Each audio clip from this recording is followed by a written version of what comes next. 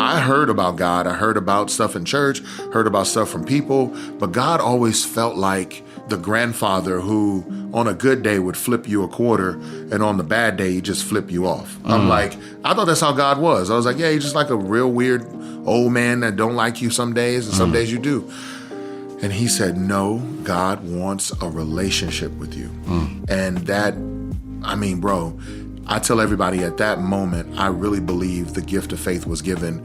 It felt like a warm embrace on the inside. And for the first time in my life, all of the hunting and searching, where do I belong? Where do I fit in? Can I achieve this? Will I fail at that? Went away, and I felt peace.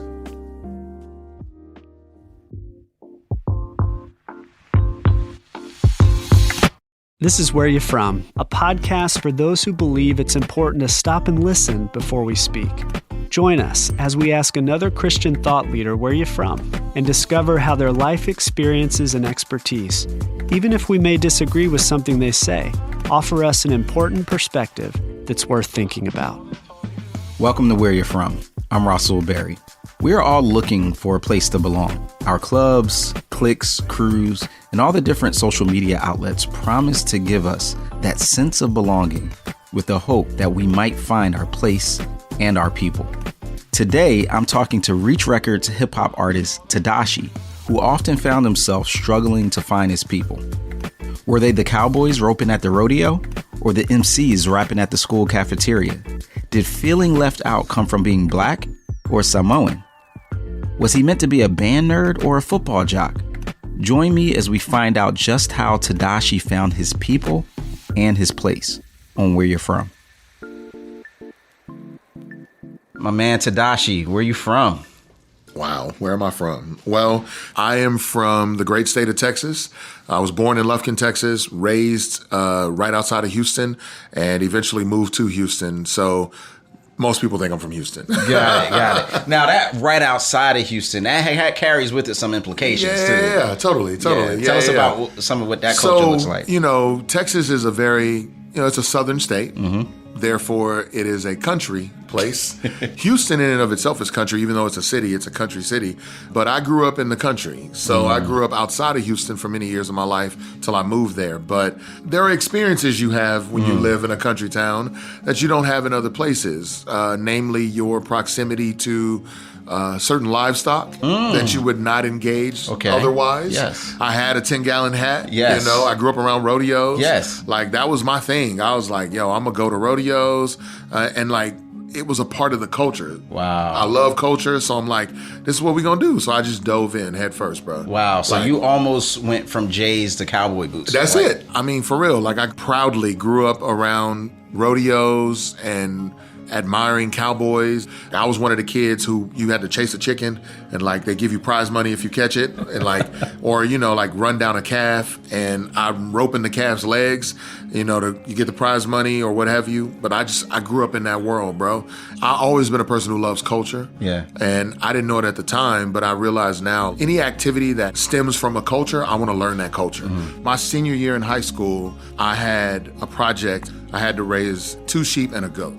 And then we sold them at the county fair and auctioned them off, and I made money. Wow. And the money I got part of it, the rest went to the school, but because they bought the animals. My science projects, I was messing with balloons and seeing what static electricity can make stuff stick. You were doing like raising living creatures. Yeah, bro. So I was a very, very interesting soul because I grew up in a Black home in a Black environment, but I was a biracial kid. My father's Polynesian, he's Samoan, and my mom is Black, she's African American. And I found myself really unaware, because I'm in the South, of what a Polynesian was. So I'm left to only kind of know the Black side of who I am and engage the Black culture for where I was from. For me, even though all that stuff was in my world, like in my proximity, the thing in Texas is football. So you play football. And so football was always a big deal, forever. Sunday, Saturday, during the week, it didn't matter. I'm going to go see cousins play on Saturday, NFL games on TV, and it was just a part of the culture, bro. Literally, I remember people asking me more than what you want to be when you grow up. They would go, you gonna play football when you grow up?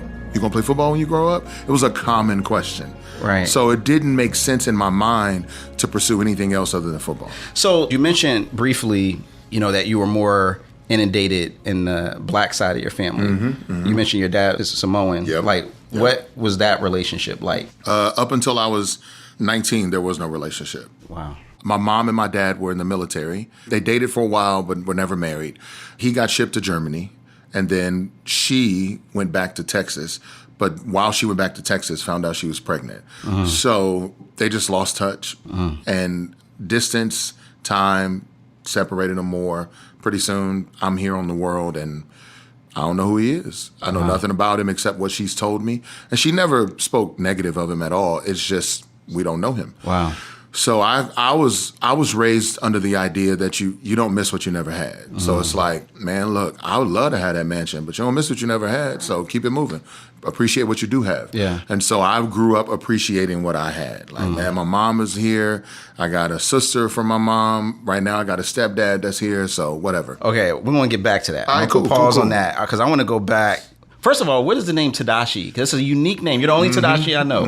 Where's that name from? So Tedashii is actually a real word. It's a name. It's a Japanese name. Okay. So I tell everybody I'm not unique. If you went on the other side of the world, like it would be very common. But my mom is a very eccentric individual. Okay. So she spells it differently. She put that black girl magic. She put her little black girl magic on my name. That's what my mom did. You know what I'm saying? My name, 2 O's. Two not O's, the U. not the U. 2 O's. And mine, she put 2 I's, not the one. She put 2 I's. She's like, boom, here we go. And you're going to be different. Here you go. But it's a Japanese word that means faithful, right, or true. And so I had an elder in my church one time tell me he believes that names are significant because they impact your spiritual journey while you're here. And I was like, brother, you ain't never lied. Like that. I don't know what my mama thought she was doing, but this is it. That's my journey. And so, bruh, I have this name growing up in Texas, of all places. I'm a biracial child growing up in the South with a name like Tedashii. I stood out like a sore thumb, bro. I stuck out like a sore thumb. And so I didn't look like anybody else around me. My hair was curly. I was more beige than I am now. Like I had slanted eyes. I had this build that was different than everybody. And so the older I got, the more I recognized that I just wasn't like people around me. And so that did a couple things. One, it made me not want to be there. But secondly, it made me stand out in a way that it brought, by God's grace, the right type of attention. So growing up where I grew up, you stand out long enough, you either get picked on or you get pushed forward. I had a lot of people pick on me, but enough people pushing me forward that I felt myself propelled towards something at the end of the day. So, all right, you were an athlete. What else? What other aspects? Yeah. So I was what I call a athletic band nerd. That is the best way I can describe it. That's like you ruined the plot of every high school movie. Every movie, that bro. Never comes I don't out. fit. So like sports was always a part of my life. Football was going to happen. But growing up in a house with educators, growing up in a family of educators, academics were always important. And then if I'm being real, being a black kid in the South, you get this kind of push from your community like, bro, you already a step behind. You got to make sure you work even harder to earn and gain the notoriety that you deserve. So I found myself pushed even harder. So academics came easy, but they were also important to me. Athletics, super important to me. And then probably 6th grade, I was laughing about something in the car, and my mom was like, "Oh, don't laugh. You about to play in the band too." And I was like, "Excuse me?" She was like, "Oh no, you gonna learn an instrument." And I was like, "But you don't play no instrument?" That's what I'm thinking. I ain't said it out loud at all. You knew better. Yeah, I like my teeth. And so I was like, "Man, no, I don't want to play an instrument, Mama." And she was like, "No, you gonna play an instrument." So 7th grade comes, I'm in the band. Now, at that time, did you know music, that was a special thing, or was it just another thing you were doing? I didn't know it was a special thing. Music was always fun. Got it. Always fun. There was never a moment where listening to music, playing music, hearing someone else singing myself, like it was always fun. Got it. Always. So even though I played football and that was the bulk of my existence, music was right up there with it, and I really didn't notice for years. There's 2 threads that seem to be happening. You said the picked on thread and the pushed forward thread, right? Which kind of catapults you to leadership. Yeah. On the pick on thread and this aspect of not fitting quite in, how did that shape you? Bro, I have had a conversation recently with my therapist that rocked my world. She said, it seems like your entire life you have been looking for your people. And as it trickled down through my brain, I was like, my biological parent, my place in my home, my community, my school, athletics, on down the list, even to now with music. And I'm like, yo, that has been my journey. And so where I didn't fit in with those people, they pick on you.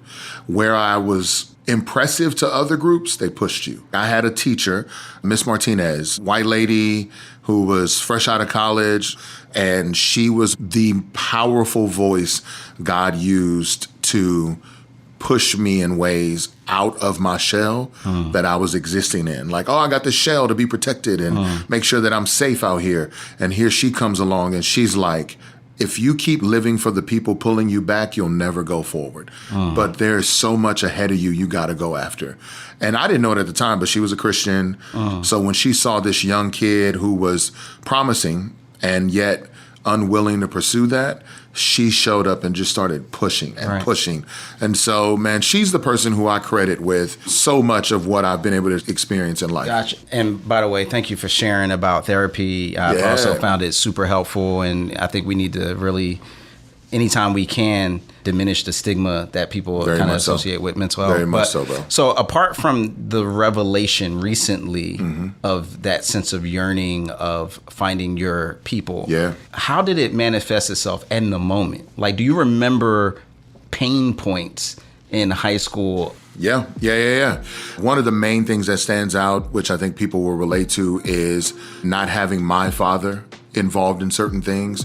There's tons of kids with their dad, so I'm not in that group. And then I'm in the group of people who don't know their father and who isn't around. But it's different because my dad is not black, and it's still weird because I look different than y'all. And it wasn't because of disinterest. No, at all. Right. So the story behind it is different. Its story behind it is different, and it left the situation wanting. Like, oh, okay, I don't know what to do with this. I've found myself often feeling kind of stagnant or even frozen, paralyzed, because there was never this assurity of where I was meant to be. Therefore, where do I go? And there was no voice to affirm or direct and then affirm more.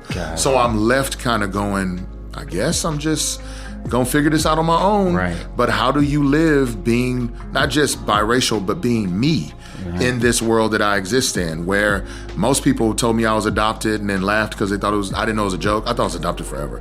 Until I was 9, I thought I was adopted. But then you fast forward more and you're like, I guess my dad is Hispanic because that's the only thing around here light skinned. So I guess I'm black and Mexican, cuz. And so I'm literally befriending all these Mexican kids at school. I'm trying to figure out who I am, man. And then you get older and you feel the pain point of like, I don't fit in these groups. When I try to fit in these groups, I do, but it's not fully. It's not a true fit. So I'm left feeling still on the outskirts. So where do I go? Who do I ask where to go? There's nobody. Mama held it down, but at the end of the day, it's like she can only do so much. And I'm like, I don't know where to go from here. Man, that's real. Because it's a subtle thing, but it's a constant, almost nagging sense of no direction. It's not even just that I can't go. It's just there's no one to point me in the direction. Exactly. I didn't have trusted, close voices to give me guidance in a lot of ways. So I was left up to my own devices, so to speak, which would honestly make me second guess myself, question what to do, so on. But the one thing across the board that was consistent, football. It was just consistent, bro, since day one. So I grew up believing I'm going to the NFL. Like, there is nothing that will stop me from doing this. I graduated high school with a 4.0 GPA. I was top 10 in my class. At the end of the day, I have the grades, I have the track record. I'm getting into Baylor. But I didn't know what Baylor sports was like. I just knew I loved the school itself. So I get there, and the first thing I do is try out for the track team. And the coach was like, come with me, like worked me out. And when the workout was over, he was like, we got you, come on. And so he was like, if you can get through the indoor season, we'll give you a scholarship in the spring. Bet, perfect. Football, I'm working out. Now that I'm on the track team, I have a reason to be at the stadium working out in the weight room underneath. And so while I'm there working out with one of the classmates that's a freshman like me, the football coach comes in. My friend who I'm working out with plays football. And he's like, yo, who's this kid lifting what you lifting? You are a starting linebacker. What is this? And he was like, coach, it's not fair. He's Samoan. And he was like, are you now? Ding! Are you now? And so he walks me back to the office, and the coach says, come here. Now, what's your name? Where you from? Why have we never heard of you? And I was like, I guess y'all don't come to East Texas like that. And so he was like, all right, we'll be here to try out. And so I did a workout with that coach, and he was like, you're in. All right. So what did that feel like to be in a place? Because now it's almost like you've been invited to a people. Yes. Now, yes. right? You have a people that said, we want you. So even as I'm growing up and trying to find my people, sports was it. Right. I loved football. I gave my life to it. Like every day, bro. I'm working out twice a day. I'm studying plays. I'm watching film. I'm doing whatever I can do. I'm going to camps. I'm working out with my cousins who play in the NFL. Like whatever I can do to make it to the NFL, that's what I was trying to do. So it felt validating to get accepted on a collegiate level to a team, and it have the potential to be like another family. Got it. And so in this moment, you are walking on campus and have an encounter with somebody. Oh, yeah, bro. Tell us about that. So I had an encounter as I leave, it's called the Sub, the Student Union Building, with a young man by the name of Keenan Akers. And Keenan was a native of Waco. Yeah. And so he walks on campus. He's a student as well, a freshman. And he comes up and he says, hey, bro, I heard you talking, the jokes you made, the stuff you were saying to other people. I got to be honest, based on a lot of what you did, I would say the Bible would call that sin. That was his segue into sharing the gospel. Off the top. Top. Cold call. Like, here we go. And I was like, okay. And I said, okay. And then I just looked at him. And he shares the gospel with me. And then when he's done, he says, would you like to accept Christ? And I said, hey, bro, you don't know me. You don't know me. Who you think you are, judging me? You don't know who I am to God. You don't know what I've done to get here, blah, blah, blah, blah, blah. And I was upset. I went from like a 2, because I was a little like agitated, he stopped me, to like a 12. And so I tell everybody, like, I politely moved him out of the way until he fell on the ground. And then I stepped over him and went to class. And this was post-freshman 50. Yeah. So that polite move onto the ground. I was not playing. I was upset. Wow. I was upset for real. And really looking back on it, I remember feeling shame and the enemy using shame as a tool to trigger my insecurities. The whole time I'm looking for my people. I'm excited to be here, but I come from a background where, depending on the month, the lights could get turned off. Ain't nothing promised. Like, this could be taken away. So for you to come and say, not just you say it, but you like, God said, I'm not good enough or I'm not okay. I'm like, bro, you don't know me. Right. I don't appreciate this. So I went to class upset, bro. And it just like ruined the day. So then what happens next? So I leave, I go work out. Back then the stadium was off campus, like 5 miles, 6 miles away. So you had to catch a ride. I left class. I'm mad. I'm sitting in class upset. I'm not paying attention anyway. I leave class. I rush to go catch my ride. I'm late for them. I got to find another ride. Get to the stadium, start working out. Coach says, hey, it's a light day. We're not going to do much. We're going to do weights and be done. So I run through the circuits and then I'm done. And then my friend I was working out with from the beginning was like, hey, bro, I think you could beat that squat record up there. I saw what you was working out with. And I was like, oh, one day, just thinking like that and saying that. He was like, I think you could beat it today. And I was like, today you think so? He's like, yeah. So we put an extra amount of weight on the bar and I go down and pow, I get it back up. And I'm like, okay. But listen, boys and girls, never max out after a workout. It is the dumbest thing to do on earth. And so after already running through these different circuits, I end up trying to max out on squat. I put enough weight on to where the bar bent a little. And I go down and I don't come back up. And I tell everybody, like, I do it, I'm like, I hear a snap. But I heard the snap in my head more than I did outside in my ears, and it freaked me out. So I just dropped everything and fell. And they heard the rumbling, so the doc came in and he was like, what was that? And so they moved the weight, they picked me up, and I'm like, I'm good. And as I stand up, it hurts. The doc was like, don't walk. And, arms over the shoulders, 2 people on each side. They get me to the car, get me to the doctor. X-ray shows that I didn't know this, but I have scoliosis. My spine was curved in 2 places, or still is. But at the moment, my hips were rotated forward and the right one was facing out. And so the doctor's like, son, I don't know how you walked in here, let alone was lifting weights today. He said, listen, you got a couple choices. You can keep playing football or you can call it quits and be able to rehab what's going on with you. Now, you've already reached a certain age. You're 19. You might have reached a point where you can't really correct this, but now it's a matter of where you can make it manageable. And I was like, okay. And so I was like, well, there goes football, because I want to walk. I want to not be in pain the rest of my life. So I give up football. In giving up football, I had to give up my scholarships. Potential of one that was on the way. And then without the scholarships, I can't afford to stay. My mom and my stepdad ended up getting a divorce during my freshman year. So there was no way to find extra money. So I'm taking out loan upon loan, trying to stay. And they keep raising tuition every semester. Not like every year. Every semester tuition was going up. So I'm like, I can't afford to stay. I don't know what to do. But at the end of the day, I just know it's smarter to not keep hurting my body. So I stopped playing. And then I'm like, well, here we go. I'm at the lowest I've probably ever been in my life at this point. I'm literally sitting outside on a bench, and Keenan walks back up to me again. Same dude that shared the gospel before.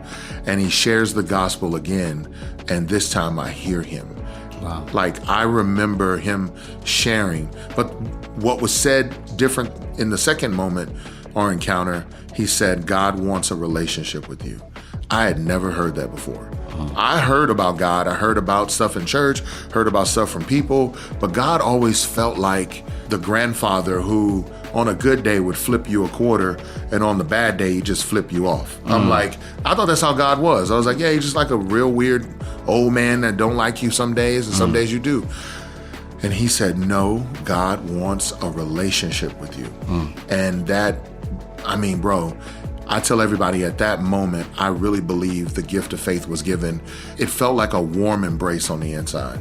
And for the first time in my life, all of the hunting and searching, where do I belong? Where do I fit in? Can I achieve this? Will I fail at that? Went away, and I felt peace.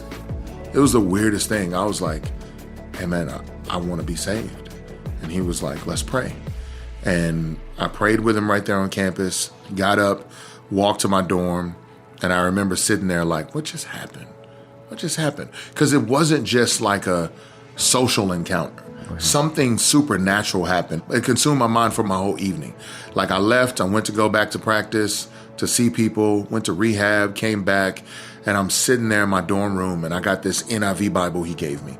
And I just started, I'm a new Christian. I just grabbed the Bible. I'm like, all right, Lord, if you want to say something, speak. And you just open it randomly. Yes. It just popped open. But I remember reading about how hope does not make ashamed in Romans 5. And that was one of the first verses I read as a Christian. Wow. And I just remember reading that, and I was like, okay, so I won't be foolish for doing this. And then the next day, Keenan comes and picks me up, and he was like, here, I want to talk to you about this Bible verse that I just read. And it's the first Bible verse I memorized, and it was Galatians 2:20. It blew me away to think the life that I now live in the flesh, physically in my skin and my body, I live by faith in the Son of God who loved me and gave himself for me. It was so all-encompassing of everything that I felt and believed in that moment, and it literally became my favorite verse. Like, I was even a dude that left, went back to Houston, went on the north side of Dagos and got the hood tat with the scripture on it. Like, I'm like, this is it right here, brother. I'm a Christian. It's my favorite verse. And so at that moment, like, everything changed. Wow. Everything. When we come back, Tedashii will share how he started to find his people and his father after he started following Christ, and how all this prepared him not only for his musical career, but also helped him walk through the hardest tragedy of his life. That's coming up next on Where You're From. If you're enjoying Where You're From, would you take a moment to write a quick review and give us some stars? Podcast platforms like iTunes and Google promote highly rated shows. So a one-sentence review of what this episode or show means to you and a quick 5-star rating will help these important stories reach more people. Thank you for your help, and keep listening for more of Where You're From.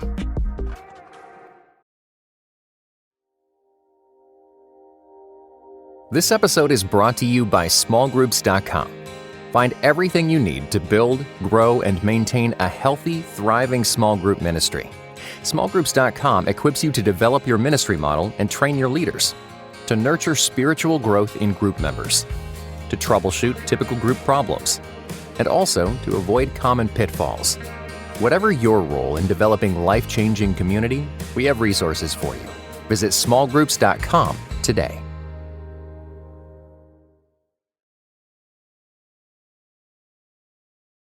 Hey there, my name is Jade Gustafson, and I'm one of the producers for Where You From. Before we jump back into our conversation with Tedashii, I wanted to share a quick teaser from our next episode with rapper and author Trip Lee. This is Where You From. It's certainly reshaped even how my ambitiousness expresses itself. And there's some ways that, I've had to a few times be like, I don't know how to be me with these limitations because I'm like such a big dreamer and I'm ambitious. I cannot count on having whatever energy I have for that amount of time. And I feel like right now the Lord is teaching me to be more and more content with what I can do in this moment and then seeing what's next and being okay with that.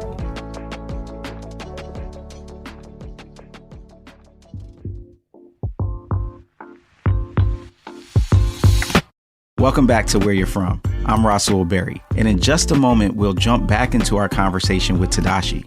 But before we do, just a quick reminder that the show notes are available in the podcast description. They not only contain the talking points for today's show, but some links to learn more about Tedashii and his label, Reach Records. Also, keep an eye out for our conversations with other artists from Reach Records coming up on Where You're From. You can find these links in the show notes or by visiting whereyou'refrom.org. That's whereyafrom.org. Now let's get back into our conversation with Tedashii on Where You're From. It's amazing to hear how God met you at this very low point, and even use someone who previously his approach was a bit rough, you know what I mean, to kind of come back with something that was medicine to your soul. Yeah, bro. Not just in that moment, but really throughout your whole life. Yeah. God wants you. Yes. He's picked you to be his people. These my people. That's my real people. Wow. And that's my father. That's my father. All the while, God was orchestrating the path, using football, using family painful points and moments in history to get me to this moment. Like I tell everybody, I went to Baylor to get saved, not to get a degree. Wow. But speaking of that, because in the midst of that story, you had lost the scholarship and everything. Yeah. Did you ever finish there? I did. I didn't finish at Baylor. Okay. I finished at the University of North Texas. Okay. All right. Now, let me ask you this, because up until this point, the music thing has kind of been in the backdrop in college. Yeah. When did that come back up, and how did that come back up in light of this new phase? So, music to me was always something fun. My mom listened to blues, soul, R&B, pop. My stepfather was into country and blues. That was it. I'm gonna get home, and if he in a good mood, he gonna have some country music playing. He in a bad mood, blues music playing, and you stay out his way. So it's just like, that's all I knew. Then I get older and I get exposed in band to all these different other styles, jazz, big band, even swing and ragtime. I'm like, this is phenomenal, and then I learned about the Harlem Renaissance and the music. Like, it just blew my mind, bro. So music is what I was exposed to.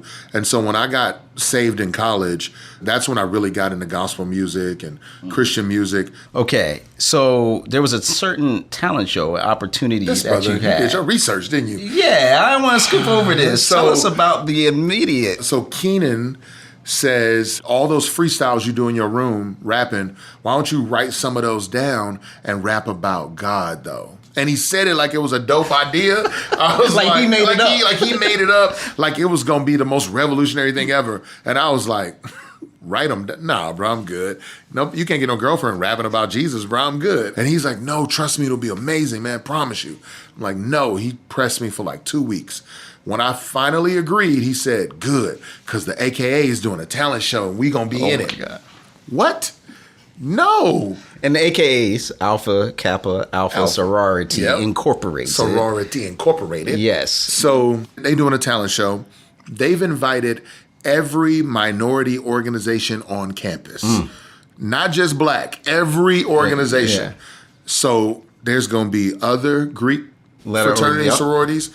They're going to be athletes. Social They're going to be, everybody. And so I'm like, no, I don't want to do this. He pressed me again.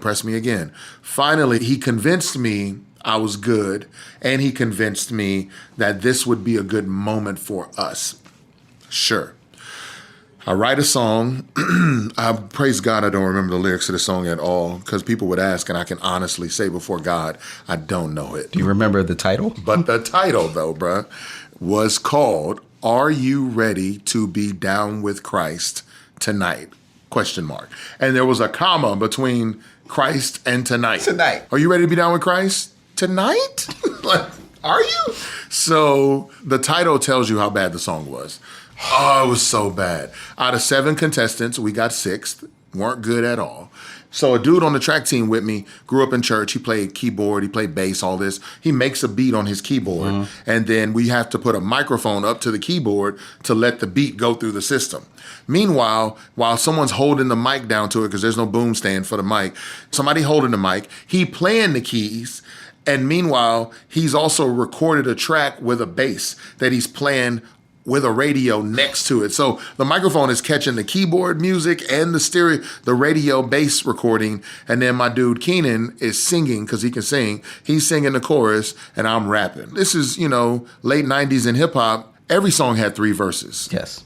I'm doing a 3-verse, 4.5-minute song called Are You Ready to Be Down with Christ Tonight? Tonight. But when it was all said and done, people came up and they give you that Easter Sunday speech encouragement. Hey, good job, baby. Hey, way to go, brother. Hey, that took courage. The best one was, hey, you was up there.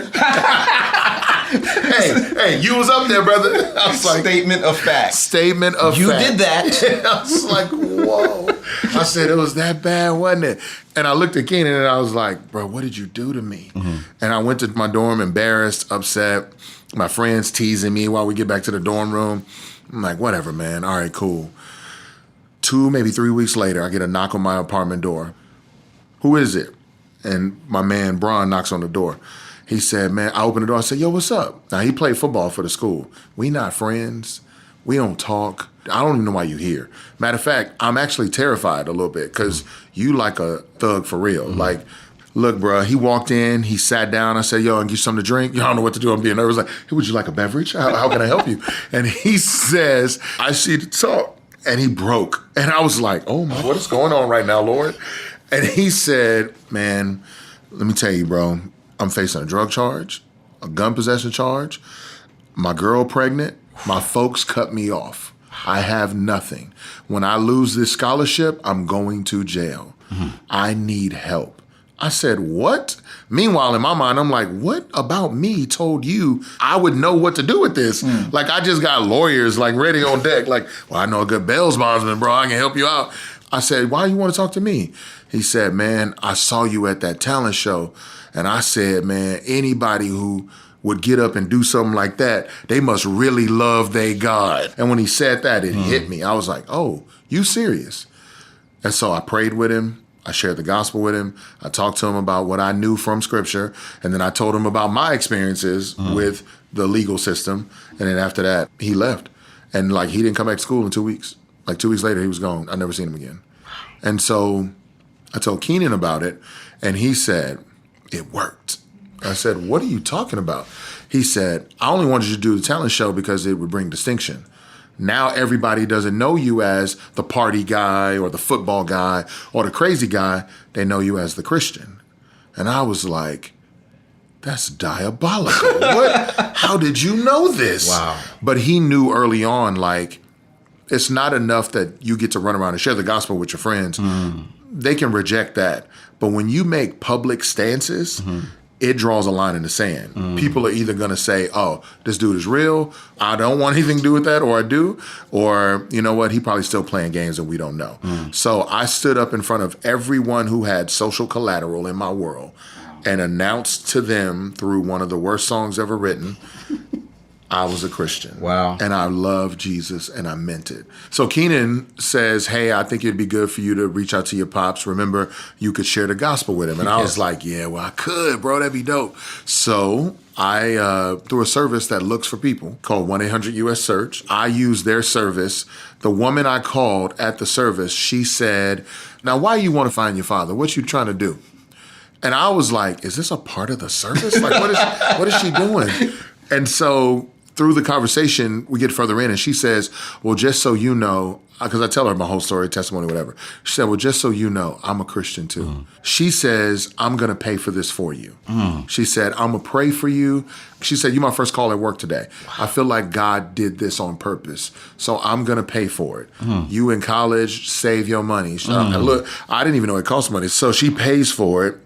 And 6 weeks later, a letter comes in the mail with a list of names with phone numbers. So I call these different numbers. The first two, no one spoke English.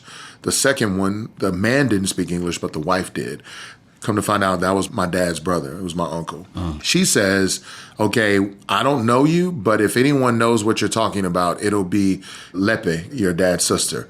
Let me give you that number. Gives me a number that's not on the sheet to my aunt who lives in Huntington Beach, California. Bro, I was like, hey, how you doing? You're the third person I called, and basically wanted to speak to somebody about me trying to find my father. His name is this. And she said, oh, yeah, I know him. That's your dad. And I said, yeah. And she said, okay, well, I don't know anything about this. And unfortunately, my husband doesn't speak English very well, so you would have to talk to somebody else, and I'm willing to connect you. Wow. Sure, please. So she gives me the number. So I call the next number, and I go, hello, my name is blah, blah, blah. I'm calling you for X, Y, and Z. And my auntie says, your dad was right. And I said, what? And she said, yeah, he's been saying for years he's had a son somewhere, but he had no clue where. And she said, this is crazy. You don't know. We have been praying for you. And I was like, wow, okay, thank you. And she said, well, unfortunately, there are no phones on the island where your dad lives, but you can write him a letter. And I said, sure. She said, let me give you the address. So I get the address and I write a letter to my dad. I basically intro with like, hey, I know you don't know me, but according to my mom, comma, her name, I'm your son. My name is Tedashii. And I go through where I'm from, where I grew up, some of the people he may know, my uncle who he was in the army with, all this stuff. And then I share my testimony. And I'm like, this is why I'm writing you, because God did blank. And I write my whole testimony out. It's like 6 pages. And so when it was done, I send it off. Another like 6 to 8 weeks goes by. And I honestly had forgotten I did it by that time. And right before Christmas break, I get mail and they bring it to me. It's 6 letters rubber band together. Open the letter on top, and it's a letter from my dad, basically sharing his excitement and singing the praises of the Lord that this had just happened. And then the other letters were from my siblings on my father's side. And they all wrote letters to be like, yo, Dad's always talked about you. This is crazy that we met. And so I don't know where the island is. All I know is you live on an island. I didn't realize Samoa was in the South Pacific and that it is closer to Australia than it is America. So my man don't even live in the same hemisphere. So I'm just like, all right, well, one day we'll meet, but this is cool. I got some letters. But I look through it all and I'm just like, yo, this is wild. And I'm blown away. Keenan says, this is crazy. God really did this. He said, I prayed for this. And I was like, I ain't prayed for it, but I was willing to try it. Yeah. And he said, bro, you got to meet him. And I was like, no, I don't know him. He live on an island. I don't know where that is. He was like, you got to meet him. And so because it's the late 90s, everything is calling cards. So I had to go buy a calling card, call the number on the letter, speak for 2 minutes, and then you hear the little voice, your time is expired. And I was just like, all right, I'm going to at least play this game back and forth and then write another letter.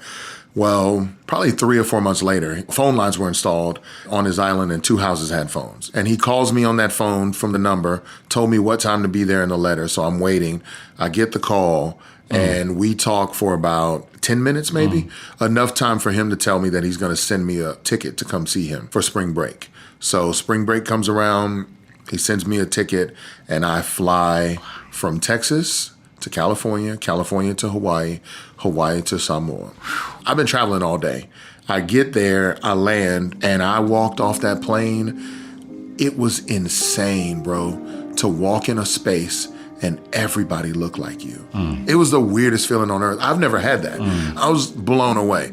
I get in the airport, I'm seeing everybody that looks like me, but I see this one person and I'm like, that's him. That's gotta be him. And I walk up to him, I ask his name, he says yes, he says my name, and he just hugs me and cries for at least 10 minutes. Like to the point to where it went from like a special moment to like awkward. Hey bro, can you get off me please? I just met you, please. Like, oh, don't do this. Like, it felt weird for real, but it was weird because a thing you never thought would happen and somewhat didn't care if it did, ended up being something that you realized you wanted all along. And then to see that he wanted it so much that he's responding even with a deeper sense of emotion than you are. Than I am. That freaks you out too. That freaked me out. Because that's above and beyond what you could have imagined. Well beyond it. And so he's already a Christian. So when he hugged me, he let go and he was like, wow, let's pray. And we prayed right there. Wow. Left, got in a truck, went to the village to meet my family. I can't describe what it was like.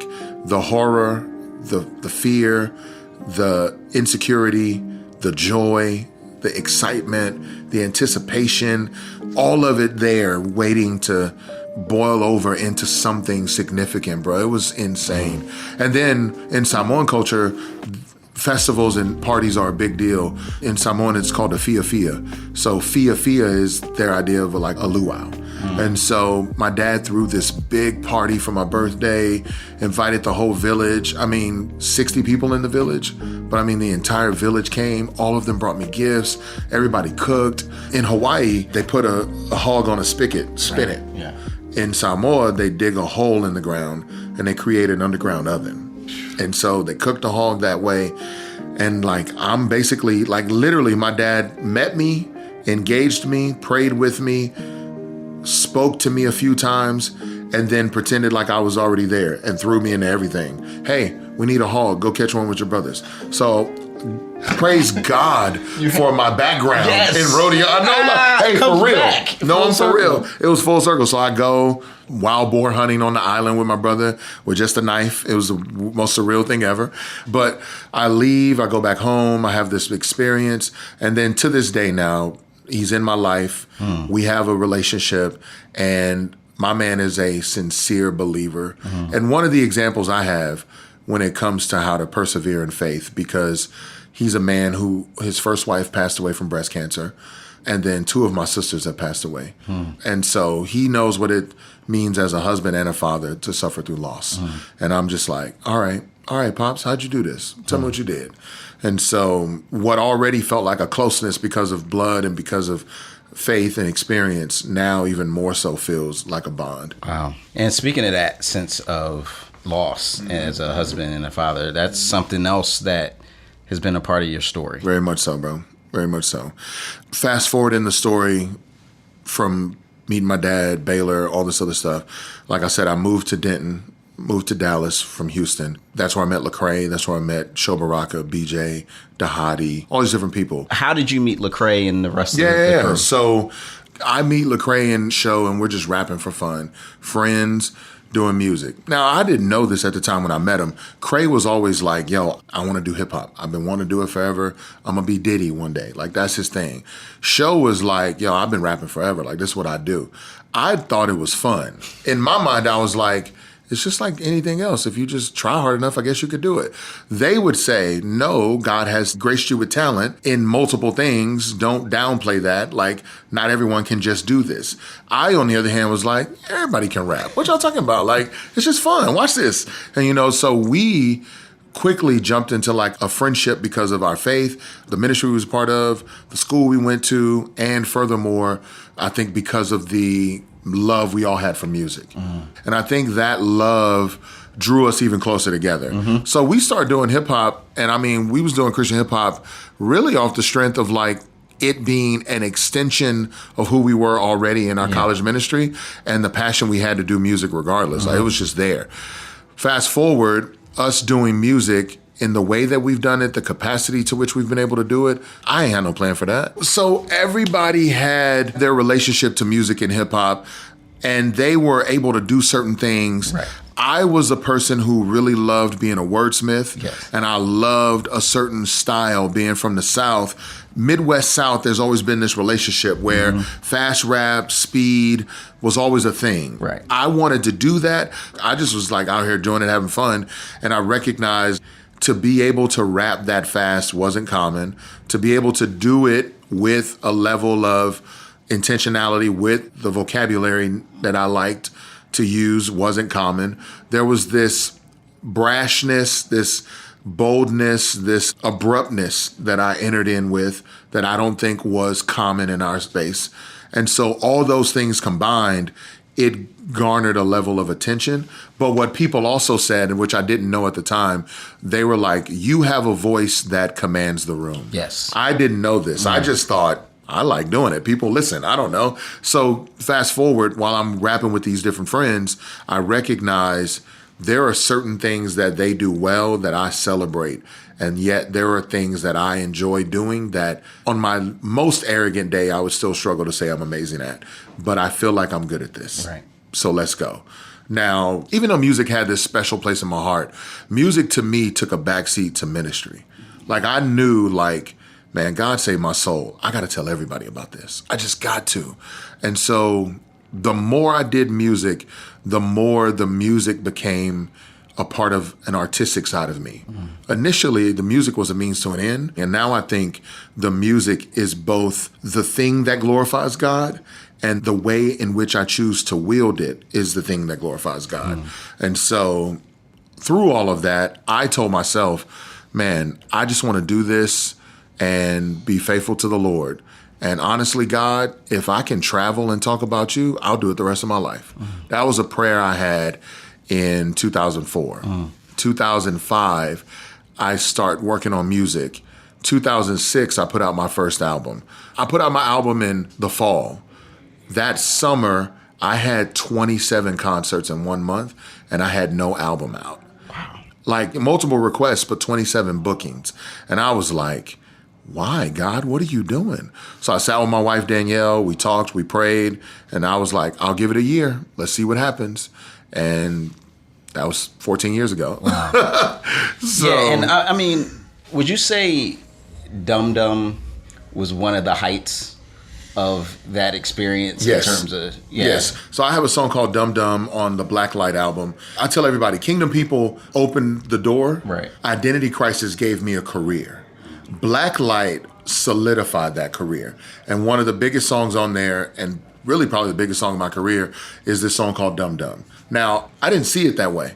I thought Dum Dum would just be a fun record to do at a concert. But Ben and Lecrae, Ben Washer, owner of Reach Records, Lecrae, didn't want me to do the song. Initially, they was like, that's not you. That's not your style. You Southern, you this, you this.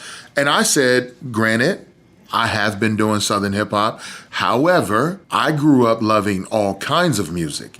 I grew up doing all kinds of music. I'm okay doing this. And Ben was like, I don't know, bro. So I was like, well, I can show you better than I can tell you. So I left, wrote my verse, came back, and then I told Lecrae, I knew this much. If I do this song on my own, it will be a hard sell for some people based on what Ben just said. I recognize his point is valid to an extent. But if I put a West Coast influenced artist like Lecrae on a West Coast sounding track, it will be a better opportunity for people to swallow this pill.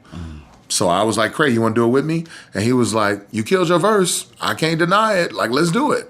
So he came in the studio one night. He recorded his. Based on what he did on his, I went and rewrote mine because you're not going to outshine me on the song. So I went and rewrote my verse, came back, and he was like, oh, you killed it even more. Then we played it for Ben, and Ben was like, I was wrong. All right, let's do it. And so we put the song out, and honestly, I didn't know what it would do, but it kept going. Kept going. So much so that now I get texts from friends. Like one friend visited Colombia, went to a Zumba class, and they was like, you know, they play Dum Dum 4 times in Zumba. Wow. Like, I don't even like that song that much. I was like, oh, okay, I didn't know. But like, it's everywhere, bruh. I had no clue it was going to do that. So God has given us this platform, all these different things that I never knew would happen. And then it all comes to this screeching halt when I leave to go do a show, and my wife calls me and she tells me that my 1-year-old son, Chase, didn't make it. Now, I don't know what didn't make it mean. When I left, he was there and fine. I get ready to come back, and I'm getting ready to exit the plane after landing back in Dallas. And she says on the phone, he didn't make it. When you land on a flight, it's usually quiet. Taking off, there's talking and noise and whatever else. But when you land, it's quiet. There's this somber, chill vibe when you land on a flight, typically. And I disrupted all of that. All I remember is wailing. It wasn't like a yell, but it was wailing. And I just punched the wall as hard as I could. But on the flight, I tried to share the gospel with the woman next to me. And I only got so far. It was like 10 a.m. She was lit. I mean, she was sauced. And I was just like, all right, lady, well, I guess that's as far as we can get. Well, we land, and I realize now God had me talk to her because he knew what was coming for me. In the gospel message, I just told her, at the end of the day, just have faith. Stop worrying about who hypocrites are, who the people that failed you here, who did this. Right now, just between you and God, God says just have faith. Just believe. And she struggled with that. And then when she saw what I was going through, she literally stood up and put her arm around me and was rubbing my back. And she was like, just have faith. And then she started crying. She was like, just have faith, just have faith, just have faith. And no one moved. Everybody let me get off the plane. I got off the plane. I remember going through the airport, getting in the car with my sister, a younger lady who was like a sister in the faith, going to the house, walking in the door, seeing my wife, and just breaking. And we leave, we go in the room. I don't leave my room for 3 days. We don't eat. All we do is pray, sleep, cry, pray, sleep, cry. And my mom shows up that night, and then 3 days later, as I come out of the room, she's like, you gotta eat something. I was like, no, I'm good. And so she gives me a plate, and I remember turning with the plate, and then my pastor was there, and shout out Bo Hughes. He handled everything. He was like, you don't want to talk about this, but we got to talk about this. You got to plan a service. We have to do this. And I was like, nope. And I went in the room with the food. I just remember crying into the plate. And then probably 2 hours later, I went back out, sat with him, did everything, went back in the room. And my small group was amazing. Bo Hughes killed it. He was there for us. Ben and Lecrae were there. Lecrae, Keenan, and Bo planned everything. We just showed up. And so I tell everybody, I've been around the world sharing the gospel. I've traveled everywhere doing music. I've been to every state in this country. I've been to all but 2 continents. I have done more in my life through sharing the gospel through music than I ever thought I would. I expected a king's ransom. God, this, not me. I mean, yeah, sure, it can happen, sure, but not me. God, look at what I did. Look what I've done. And that thinking put me on this downward trajectory into depression, into doubt, into all of it. And it's taken years to climb out of it. Man, thank you so much for sharing. And the thing that I see that's a powerful connection is how God allowed your faith to pay it forward.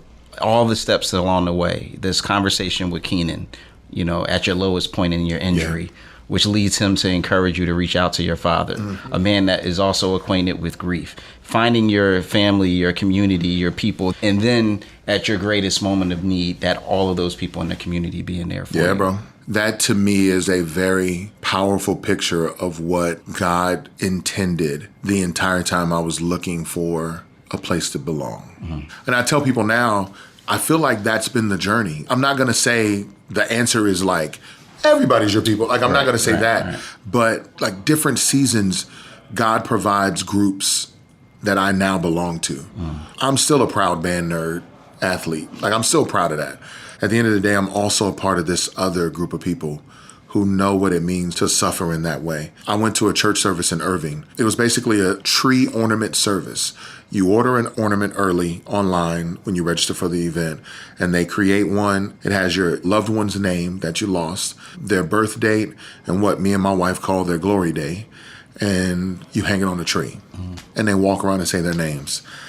And I'm sitting down at this event, and this woman is next to me. I get up, I walk, I do the ornament with my wife. I sit back down. My wife is on my left. I'm in the center, and the woman is on my right.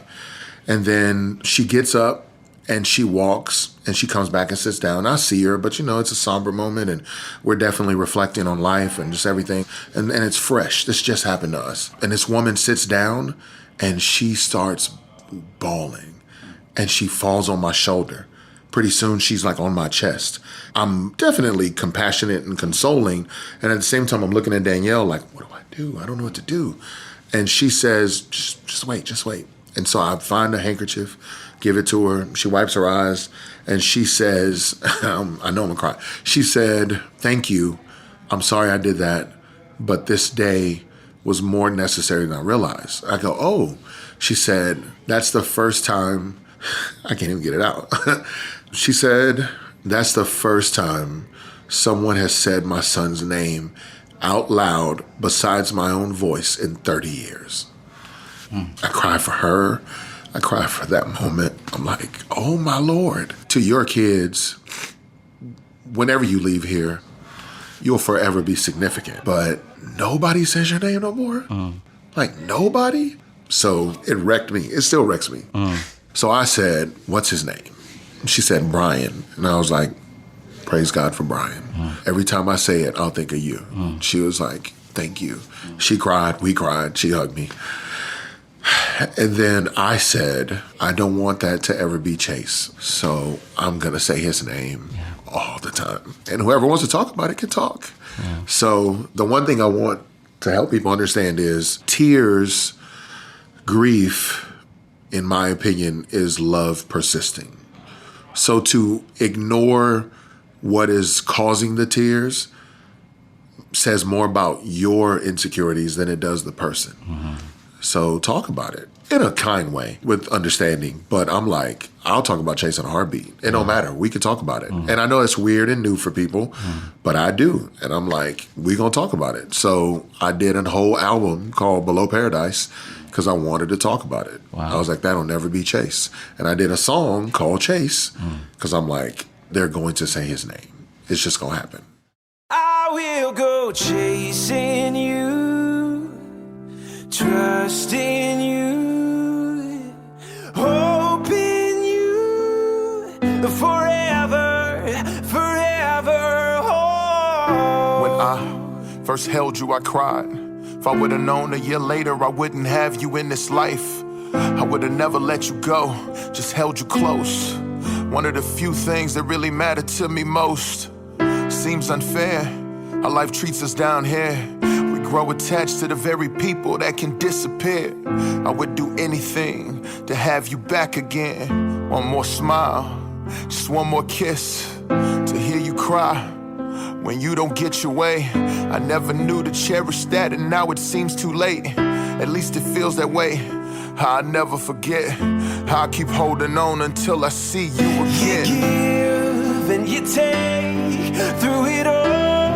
I will chase after your heart, not your hand. When my heart don't understand, I will go chasing you, trust in you, hope in you, forever, forever. I will go chasing you, trust in you, hope in you, forever, forever. Oh.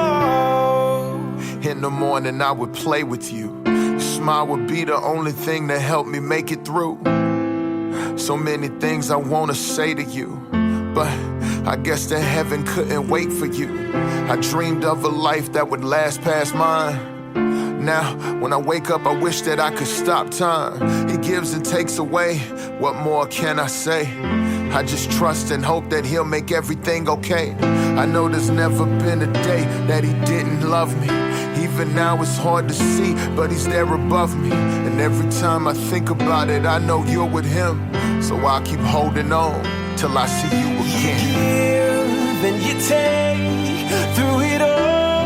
I will chase after your heart, not your hand. When my heart don't understand, I will go chasing you, trusting you, hoping you forever.